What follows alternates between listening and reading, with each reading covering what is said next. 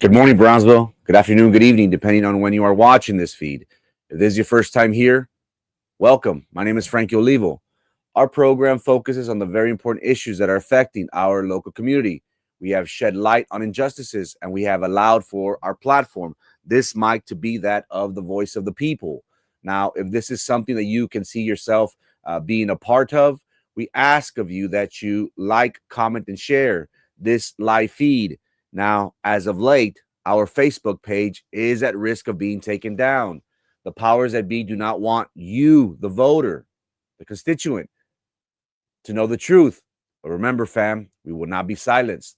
If you're really about the cause and you really want to stand up to corruption and you want to hold our elected leaders accountable, well, make sure you subscribe to our social media platforms.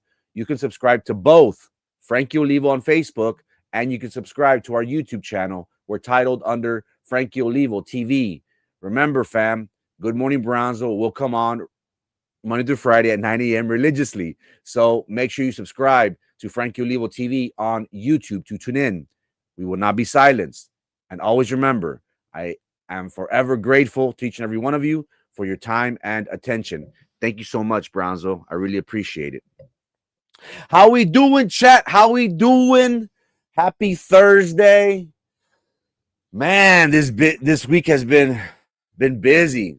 Work-wise, politics, BISD is, again, everything we've been talking about, ladies and gentlemen, everything we've been talking about slowly is coming into fruition. We've been criticized. We've been called a liar, that we don't know what we're saying. And look where we're at now. I want my community to be aware of everything that's going on behind closed doors.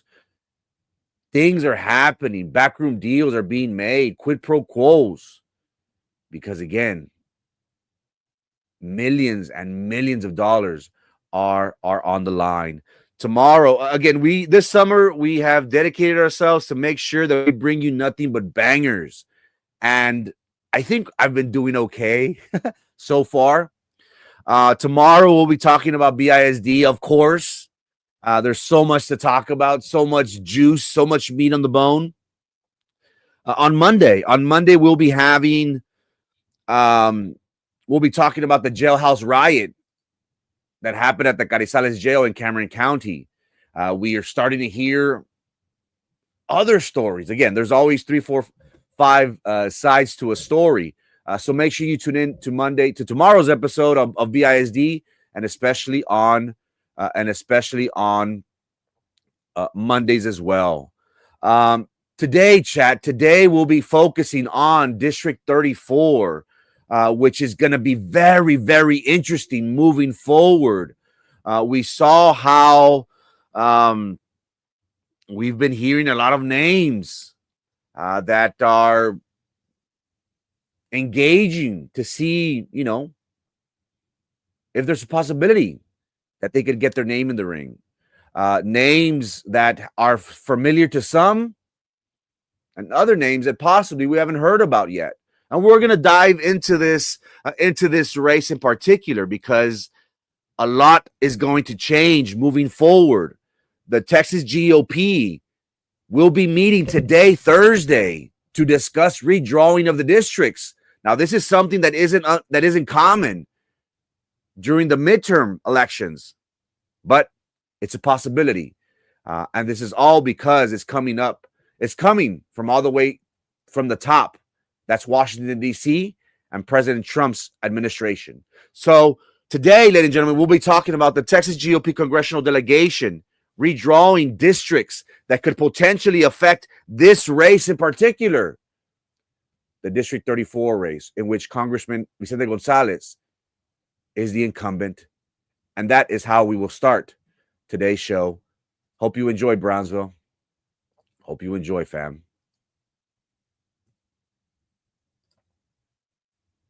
Why Why is there talk of redrawing districts in Texas, and how would it affect midterm elections? Let me explain. The Trump administration is reportedly concerned that Texas Republicans could face serious challenges from Democrats in the upcoming midterm elections. In response, they're pressuring the state to redraw its congressional districts in an effort to protect their advantage in the House of Representatives. This move is highly unusual, as redistricting typically occurs once every 10 years following the U.S. Census. Current district maps, which were drawn by Republicans based on the last census, were already being challenged in court by the Biden administration, but was dropped during the Trump administration. Redistricting outside the usual post-census timeline hasn't happened since 2003, when Republicans pushed for new maps to strengthen their political control. The maps drawn then have largely remained in place ever since. The current push to remap carries significant political risk. It would require calling a special legislative session, drawing public and media scrutiny, and potentially putting Republican incumbents at greater risk during re-election. There's also concern it could spark political turmoil in Texas, similar to what occurred in 2003. One current example of redrawing districts on a smaller scale is Tarrant County, which has a higher proportion of Democratic voters compared to several neighboring areas. Critics say the actual redistricting plan would shift large portions of Black and Latino populations into a different precinct, a move some are calling gerrymandering or the manipulation of district boundaries for partisan gain. The specifics of these proposals and their potential impacts are still under review, however. Redrawing district maps can drastically reshape the voter pool, influence political representation, and have long-term consequences on who gets elected.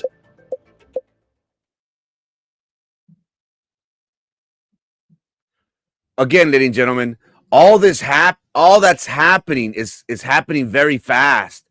And this is coming all the way from President Trump's administration. The Republicans representing Texas in Congress are considering today, this week, whether they should push their state legislator to take the unusual steps to redrawing the districts. Now, Governor Abbott would have to call a special session of the legislature in order to redraw these maps. Now, the idea, of course, is coming all the way from President Trump and his political advisors.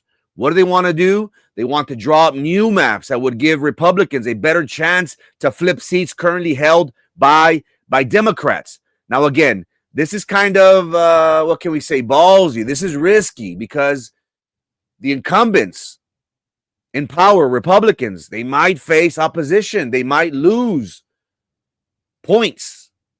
It's all about points. It's all about margins.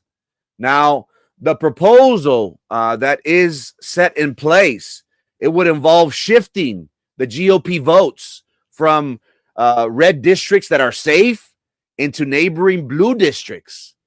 And this is aimed at safeguarding Republicans' thin majority in Congress.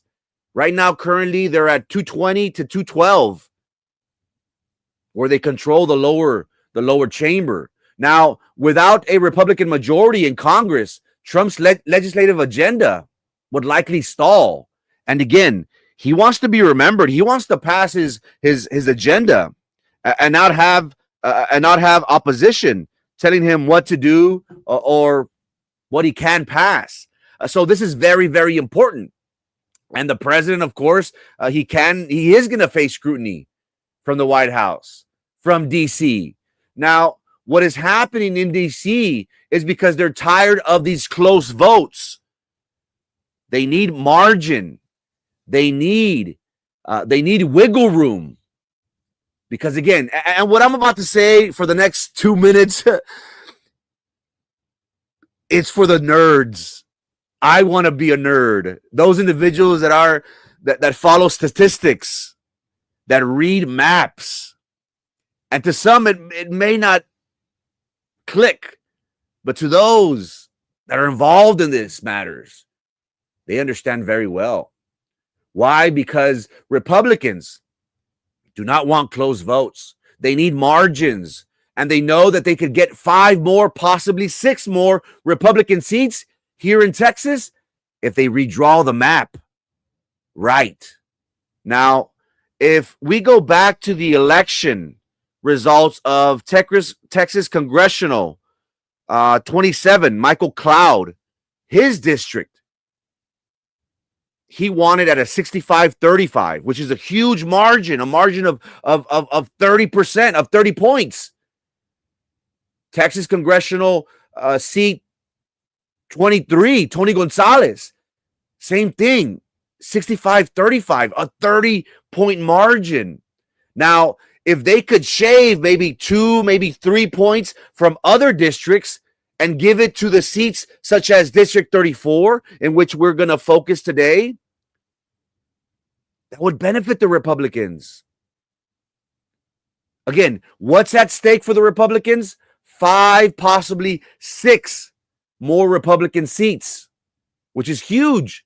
Now, every district, ladies and gentlemen, they have every district, they have to have the same number. They have to have the same number of voters when they do a redraw. It could not be a one person more or one person less. It has to balance it out. So they could technically take a little bit out of Hidalgo County and give it to District 4 or give it to another congressional district.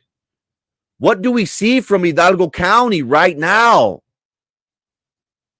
That Monica de la Cruz, who she won by 14 points last time. If they were to touch / redraw her district, big deal. She still has a big margin to win.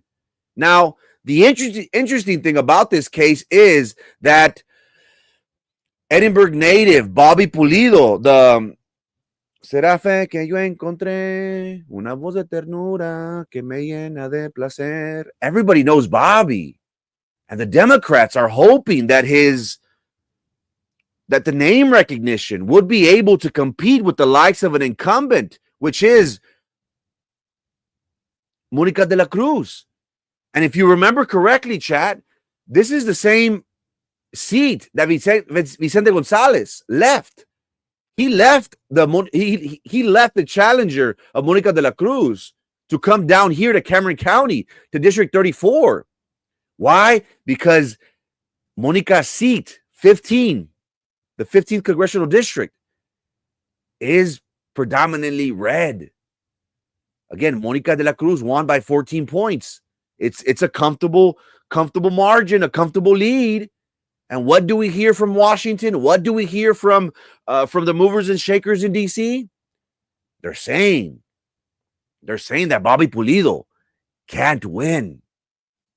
Why? Because they hear and they study the market and they see that Monica de la Cruz is strong. 14-point margin is a big gap, is a comfortable gap, ladies and gentlemen. Now, the goal moving forward, ladies and gentlemen, is to take parts of 27, to take a piece of 23, and possibly put it in 28. And what does that lead to? That would make those seats more Republican. It would strengthen President Trump's quest to have more people. And why do we say this? Why are we saying this? Because, again, this is happening throughout the country. This is not just a Texas issue. This redrawing of maps, it could possibly happen in other states. And you know, I apologize that I haven't studied other states right now. We will be diving into the rest of the United States. But again, our focus here in Brownsville, Cameron County is Texas.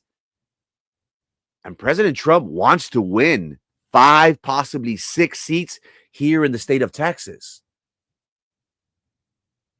So Vicente Gonzalez, after July's redrawing, if it goes through the way we hear it's going to go, because again, the governor has to set a special legislation in order to have this meeting, to have these redrawing of the districts. But if it's coming from the top, if it's coming from President Trump, you think Governor Abbott is not going to do what the president wishes? Of course. Of course they're going to do it. So again, President Trump wants South Texas. President Trump wants more Republican seats. They're tired of having these close these close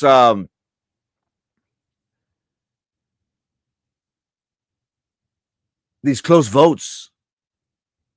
And what we will see and what we will talk about is the potential candidates moving forward. And many people are asking, Janie Lopez, why do you have Janie Lopez? Why do you have Mayra Flores? Because in politics, ladies and gentlemen, in politics, everything changes in a New York minute. One day, things could be fine. And the other day, everything changes. So with talks of District 34 redistricting to being predominantly red, that's going to cause a lot of people to rethink their plans and their goals, what they've talked about, what they've set their sights on. And this race is going to be very, very interesting. When we talk about the likes of Mayra Flores, Mayra Flores in District 34, Trump won by 1 or 2 points. In order for Mayra Flores to win by 1 or 2 points, well, obviously, you have to win by 4 points. You have to move the slide over.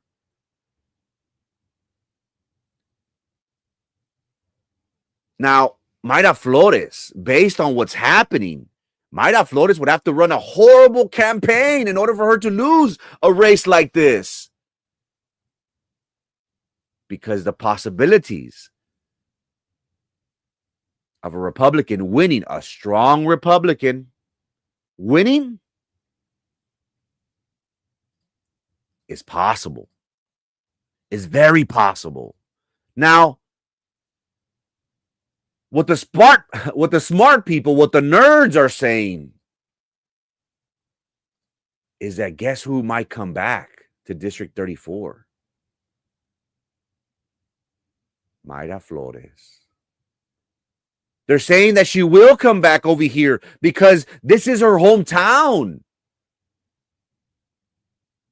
She has name recognition, which is huge.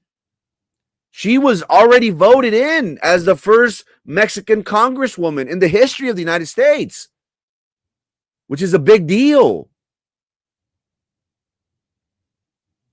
Whenever you have someone such as Mayra Flores, she would ultimately be the presumptive nominee.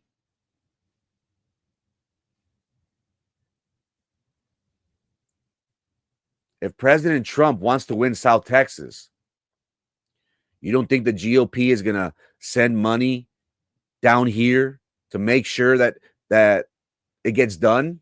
They're going to do everything possible to make sure that they flip District 34. Everything possible. Now, I know what you're saying.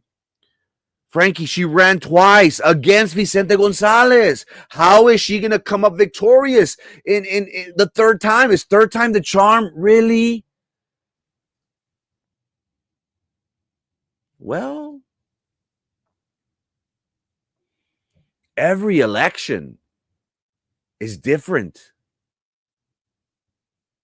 Now, while President Trump will not be on the ballot and we're in the midterm elections, many people say, no, well, President Trump isn't going to be on the ballot. So, nah, I don't see him. I don't see the Republican Party doing good, Frankie. No, it's not obtainable. Vicente Gonzalez has $7 million in the coffers ready to spend. You have a valid point. I mean, Vicente Gonzalez right now is a strong, formidable candidate. Incumbent, I apologize. Congressman Vicente Gonzalez is strong. But again, why did he leave District 15? Why did he choose not to run against Monica de la Cruz? Why?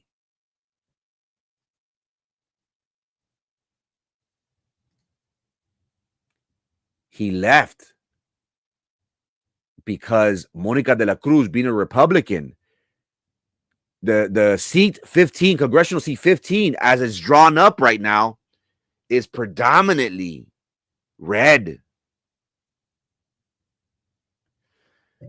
And Mr. Salinas does make a valid argument. Historically, the party in power in Washington, in D.C., they tend to lose seats in the midterm elections. So what do they have to do? They have to redraw the maps.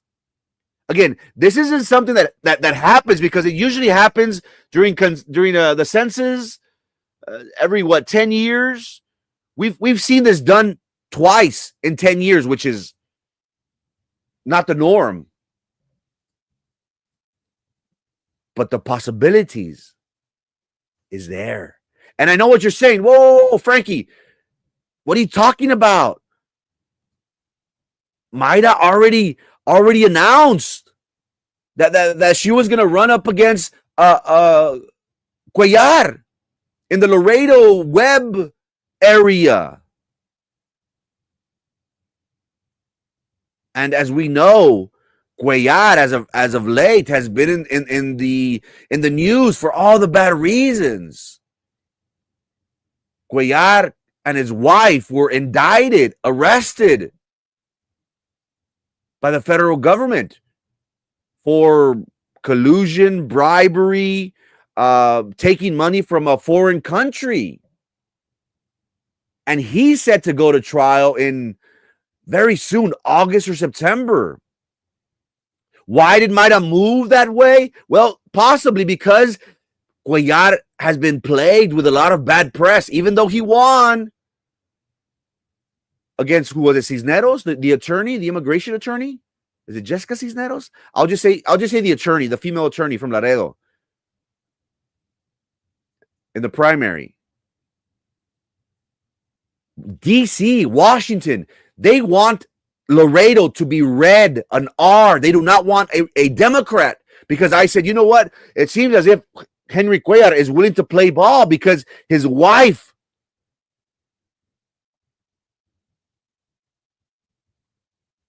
is also at risk of being sent to prison. And he's been playing nice with the Republican Party. He was going up against Joe Biden's agenda.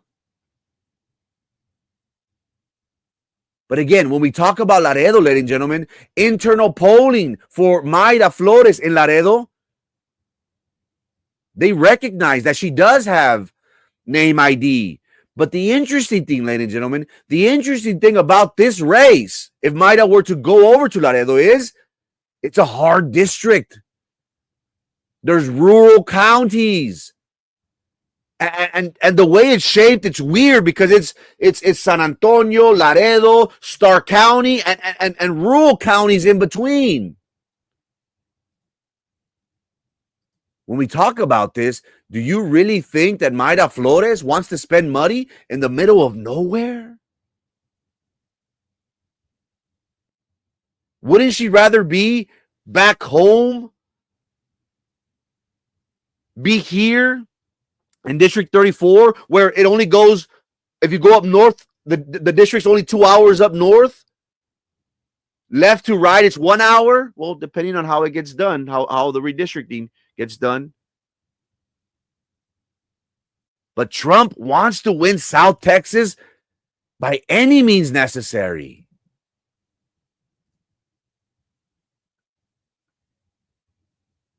And they're going to spend money. And again, we ask the question, what does that mean for Congressman Vicente Gonzalez moving forward? We talked about earlier how the margin for Congress, the Republicans, is a 2 to 3 margin in points. So you have to get every Republican to vote your way. But it doesn't always go that way. And what does that do? That frustrates the president. That frustrates the Speaker of the House. And they're tired of that. They want the red Republicans to vote their way 1,000%. In a perfect world, we have individuals such as Chip Roy, Thomas Massey. They get into a hissy fit. And they don't vote Republican. They don't vote red. The president is tired of that. The speaker, he wants to get guaranteed votes. He wants more Republicans. So the next cycle, they have the majority. And again, in midterm elections, bring up Salinas. Thank you. In midterm elections, like how Danny Salinas stated, it's usually a down year for whoever is in the White House. So if you could win 5 seats in Texas and lose the majority throughout the country, Republicans will still maintain a majority. Again, going back to Cuellar.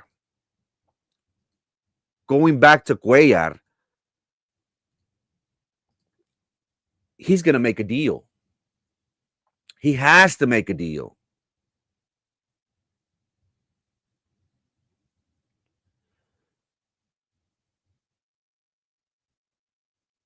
If not, he is facing serious jail time. So he has to make a deal with the Republican Party, with the Trump administration. He has to. What we hear of the possibility of happening is that he will withdraw from Congress.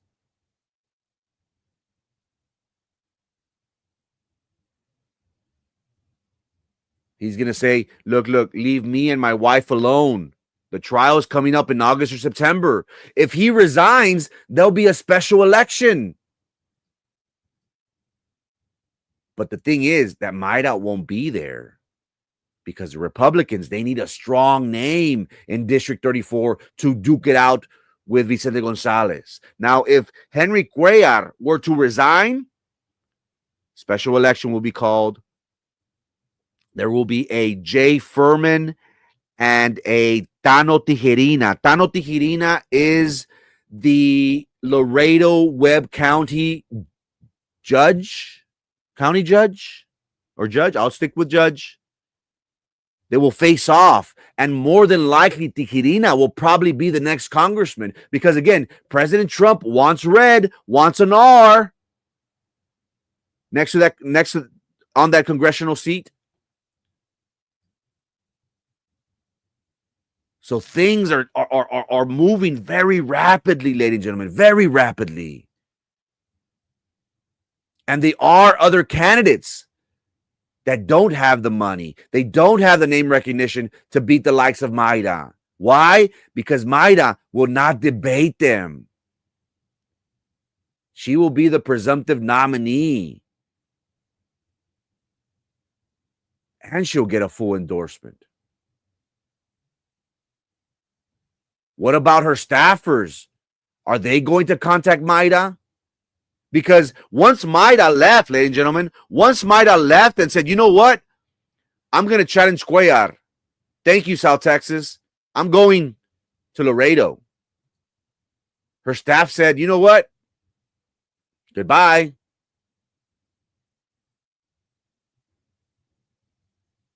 And who did they join? Who did they find their knight in shining armor?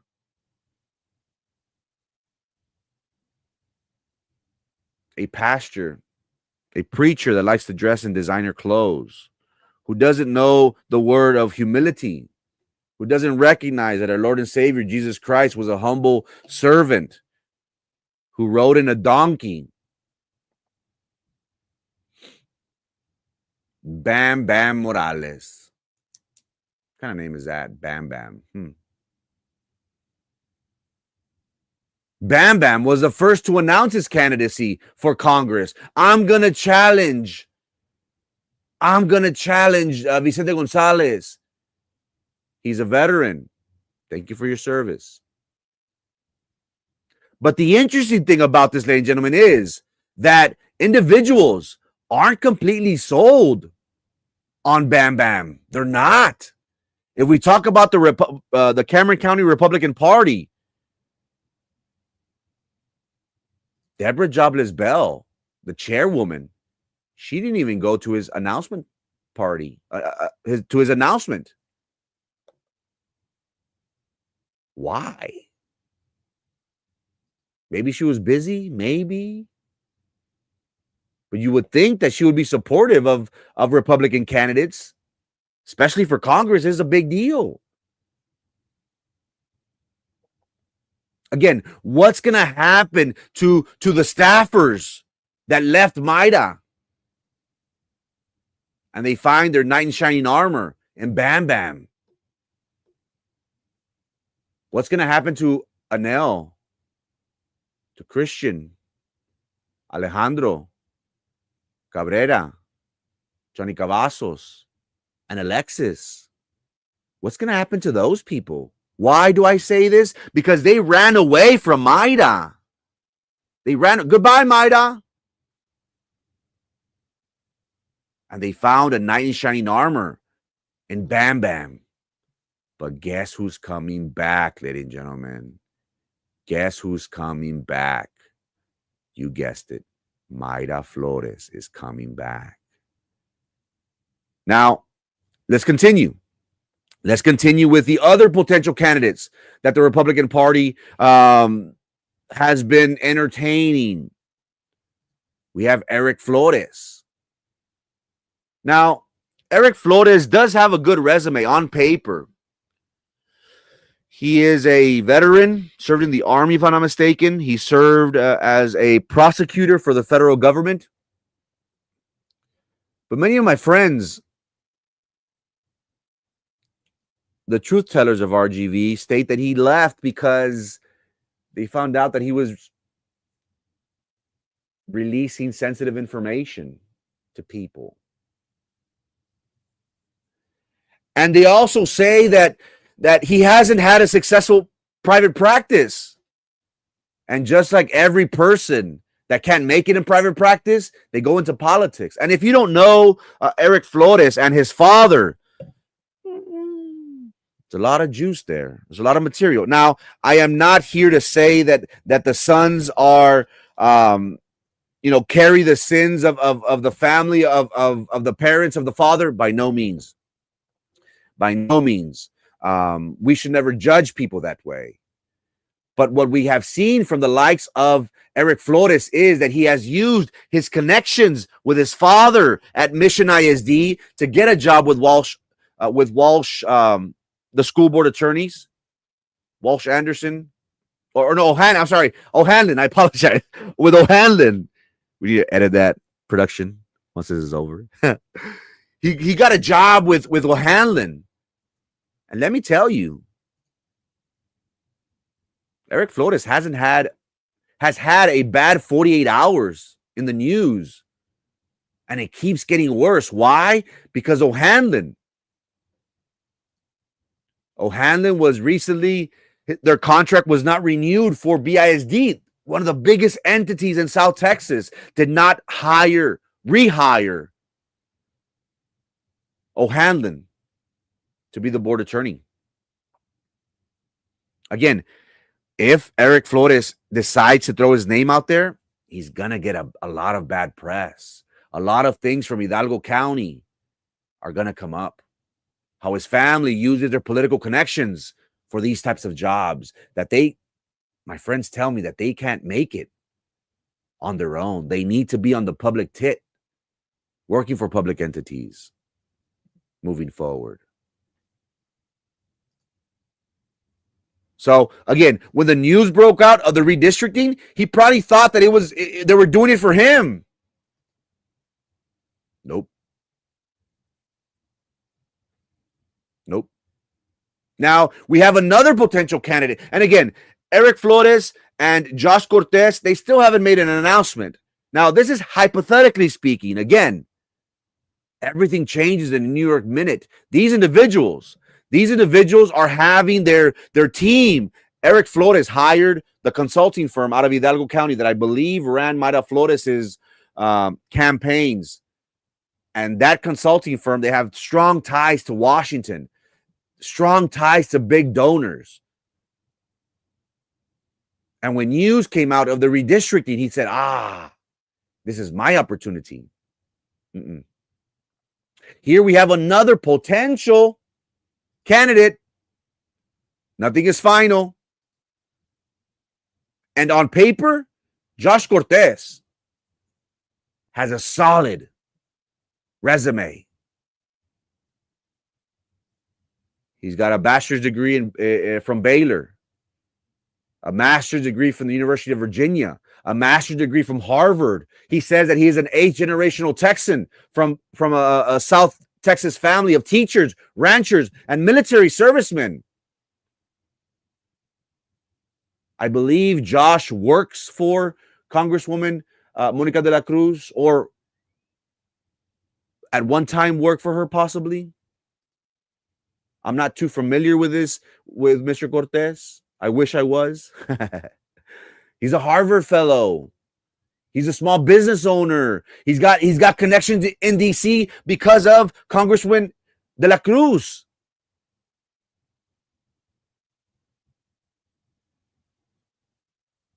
His parents' last names of Escobar and Cortez is recognizable in all of South Texas.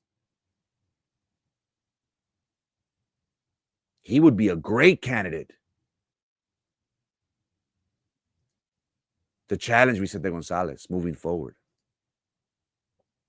Now, as of late, ladies and gentlemen, as of late, we have had the issue of immigration, of deportation. How is that going to affect? And we've been living this here in South Texas, in Brownsville. We've been seeing how ICE has been ruthless. ICE is, and again, they're just doing their job. They're doing their job. We can't knock them for that. But what have we seen throughout not just South Texas, the whole country? Immigration is a big deal. Risky business. What's interesting to learn from this immigration and this ICE deportations is statistics. Now, I want you to follow, and again, I always bring receipts to you, ladies and gentlemen. Best believe that everything that we talk about is researched, is studied. We ask questions because I want to come to you with facts, with bangers. I don't want to come to you and just throw stuff at the wall and see if it sticks. That's not my job. That's not the way I operate. I ask of you to follow this individual, the forecaster, Enton. He is a statistics guy. He's a nerd. He covers statistical stories, margins of error. He studies all this. It's data. What to many might seem like, oh, numbers, to him it's like, man, this is awesome. And what have we seen? What have we seen about the immigration issue, Risky Business? Risky says, who's got immigration reform in their agenda? They got an out of the valley education and forgot their roots? Shaking my head. But let's take a look, Risky Business. Let's take a look at what's happening throughout the United States. If we go look back at 2020, and again, this we can find on X, on this website, on this site of Henry Enton, the strategical guru that studies data, that studies statistics. He says, according to data, that among immigration citizens, look at the swing. Look at the 40-point swing that the GOP has. The question was, who do you trust more, Risky Business, on immigration? If we go back to COVID, the Blues, the Donkeys, the Democrats, they were strong. Plus 32 points. That's huge. With a capital H. Oh, no. Like President Trump, that's huge. Huge. And he does it there. Huge. But look at now. Look at 2024. Look at 2025. Risky Business. Look how the pendulum swang. 40 points. That's crazy. What does that tell the GOP? That they're okay with the immigrant voter, with the immigrant citizen. You want more? Look at Trump's vote in the presidential election compared when we talk about the immigrants moving forward. Look at that. Look how it slowly went rising from when President Trump became president in 2016, and then 2020, a slow margin, and then boom, 8 points in 4 years. 8 points to you may not sound like a lot, ladies and gentlemen, but believe me, whenever you're dealing with this on a big scale, 8 points is huge, huge, huge, huge. Como Donald Trump. Huge, ladies and gentlemen. Again, all these things are changing, and we may not realize it. But they're key factors in this District 34 race. Now, who can forget about Papi Elon? How is he going to vote? He spent hundreds of millions of dollars. Who? Daddy Elon? I am trying to. Daddy Elon, what's up? Have your people contact me, my people, my production team. Let's do it, doggy. Let's launch the cohete from our office. Si no nos ponemos bien cohetes. Another interesting thing, ladies and gentlemen, that we have to understand is that Elon Musk right now, it seems as if he's on the outs with President Trump and his administration. Elon Musk spent millions of dollars to get President Trump elected. And he took offense when President Trump started saying, oh, well, you know, thank you, Elon, for your work. And da-da-da-da. And what did Elon do? Guess why the Epstein files won't be released? Because Trump is in there. No, hombre, that caused a firestorm. The brotherly love that they had, Elon Musk said, I love President Trump as much as a straight man could love another man. It's over. Will this affect the District 34 race moving forward, ladies and gentlemen? Possibly. Because again, if he spent money, hundreds of millions of dollars in the presidential race, you don't think he's going to want to disrupt President Trump's agenda? Just to be like, screw you, middle finger. That's the possibility that we have to watch out for. Now, again, we talked about Josh Cortez. We talked about Bam Bam. We talked about Eric Flores. We talked about Mayra Flores. Why is Frankie? Why does he have Janie Lopez on there? Janie Lopez is the state rep for our local area. Why would Frankie have Janie Lopez in the same category, in the same race that these Republicans will be vying for to challenge Vicente Gonzalez? Why, Frankie? Why are you doing this? Tell us why. Well, something interesting is happening, ladies and gentlemen. Very, very interesting moving forward. What have we seen from Erin Gomez, her colleague, her rep for District 38? What have we seen?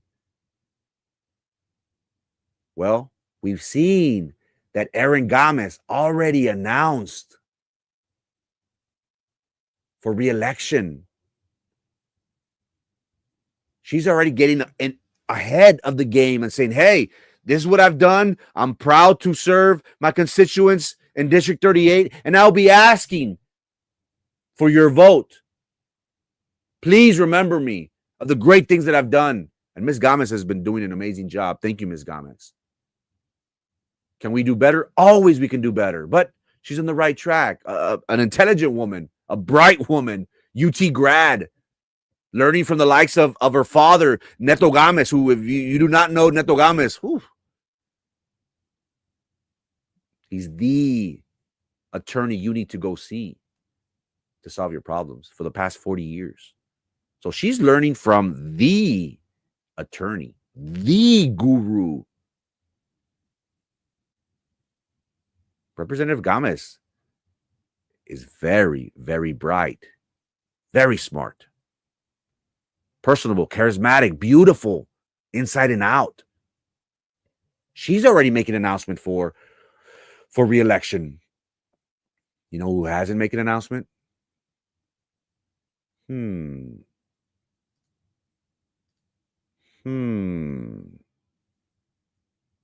Now, why? Why are you saying this, Frankie? Why are you saying this? You said that Mayra Flores is going to ditch Laredo and going to come back. Well, guess what Jenny Lopez is thinking? Jenny Lopez is saying, I can't go any higher than what I am. I'm a rep.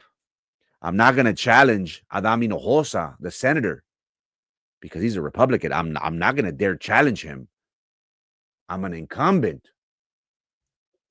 I'm in office. District 34 doesn't have a nominee.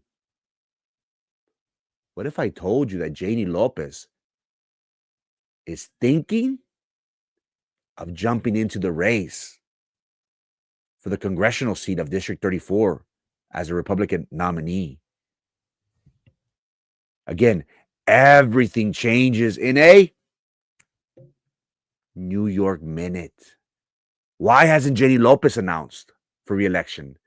Because she's listening. She's watching what's going on. Her team is actively monitoring the situation, and they're saying, hey, there's a possibility. There's a strong possibility, Janie, that you could possibly. And what are we predicting? That it's going to be a cat fight. That these women will duke it out. And these women, according to my people, according to the noise, and again, we always try to keep our ear to the ground. Somebody asked me, how did you hear this stuff that I could potentially be running? And I said, well, I hear everything, good and bad. Now, am I saying this is going to happen? It's a possibility.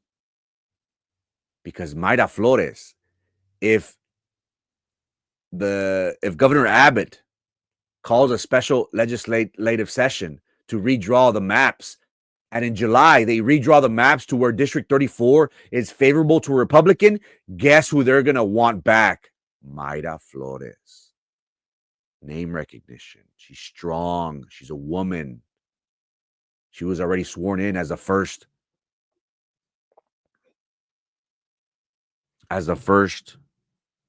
Mexican congresswoman.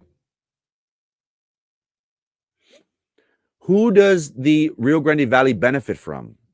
That's an interesting question.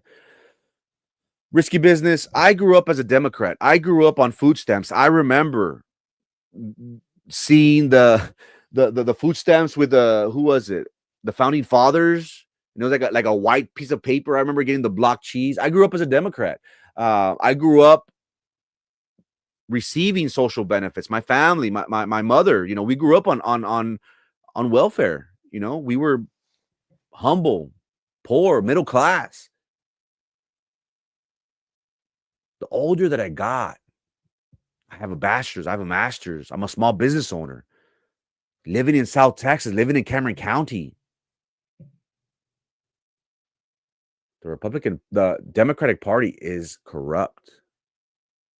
And what I have seen, ladies and gentlemen, is that what they've done is they've managed to keep us poor. They don't want us to succeed. They don't want us to give us opportunities, the keys to success. They don't want that. They want to dumb you down. They want you to be, here, vote for me. Then here's your phone. Here's your food stamps. Why don't we offer them jobs? Why aren't we offering them technical education? Why aren't we offering them endless opportunities? Why are we saying, look, you can only have this assistance for a limit of time because you need to get up there and you need to work and you need to.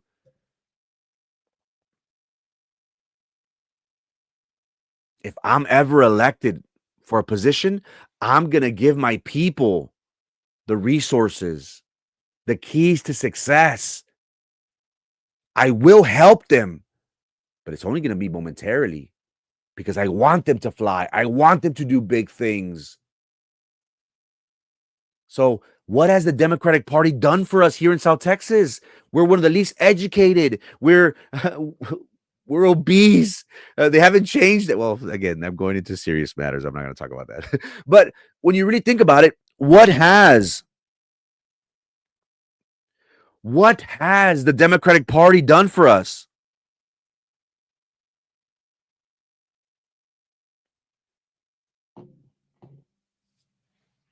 We're still one of the poorest areas in the whole United States. We're still one of the least educated areas.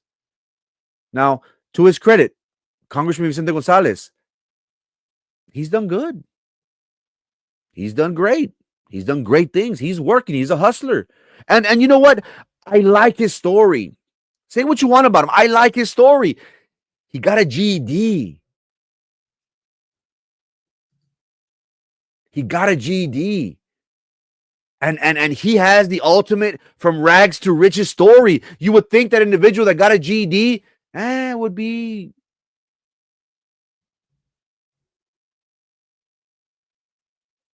He ended up becoming a lawyer. He ended up fighting for justice. And he ended up becoming a congressman with a GED. What a story. So again, what do we anticipate? We anticipate that Janie Lopez will be listening, will be monitoring, because it's very telling. She hasn't announced. My production team says, we fight for survival. Democrats or Republicans have not helped us in our business. Who can we trust on? That's a good point. That's a very good point. Both parties need to do better. We should do better. We should demand more. It's difficult. It's very difficult.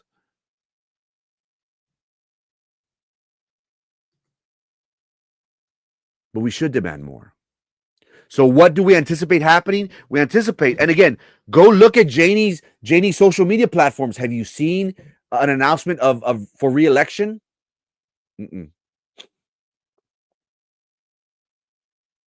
No. That's very interesting moving forward, ladies and gentlemen. Very interesting moving forward. Now, again, what's going to happen moving forward? Well, we anticipate that Mayra Flores will come back down to District 34. We anticipate and we hear that Janie Lopez is listening to Austin, is listening to Washington.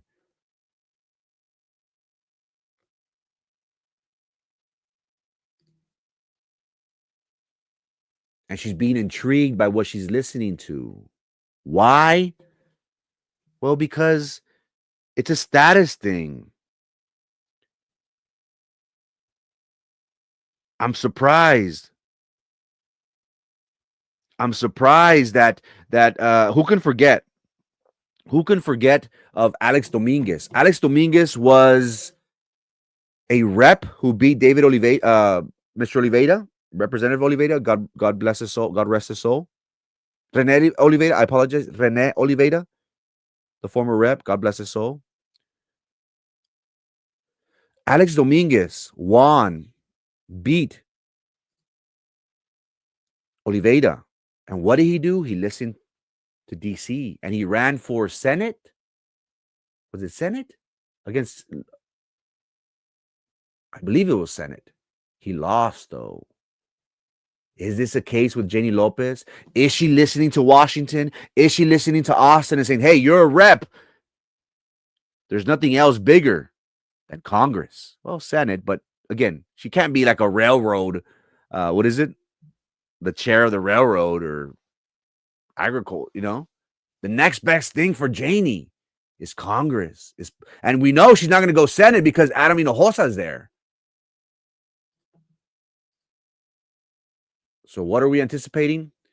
We're anticipating a cat fight. We're anticipating potentially that these women that don't like each other, they will duke it out in the primaries.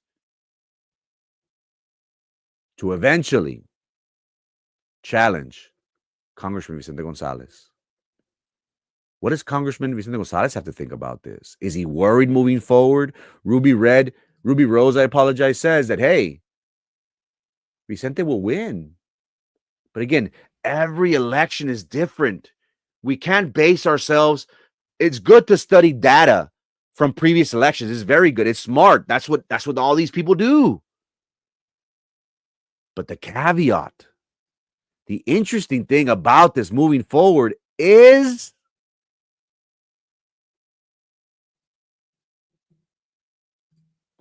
dun, dun, dun, the redistricting of the maps. It changes the game completely, ladies and gentlemen, completely. Now, does Vicente Gonzalez have a chance? Of course he does. He's got $7 million ready to go. But what happens if the governor calls a special legislative session to redraw the maps, and in particular, redraws District 34?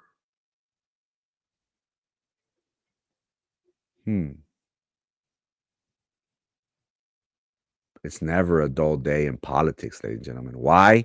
Because things change in a New York minute. And that, my friends, is the rest of the story. Ladies and gentlemen, thank you so much for tuning in. Make sure, if you haven't already, subscribe to Facebook and YouTube. On YouTube, we could be found under Frankie Olivo TV. As always, Brownsville, thank you so much for your time and your attention. You are all too kind to me. I appreciate that you have allowed me into your homes, allowed me into your works on that Bluetooth. No one will know. No one will know. I'm thankful, Brownsville, for the time and attention that you have given me. I ask for your patience. I promise you that we will continue to bring nothing but bangers this summer. So tune in Monday to Friday. Good Morning Brownsville at 9 a.m. My name is Frankie Olivo, and this is Good Morning Brownsville.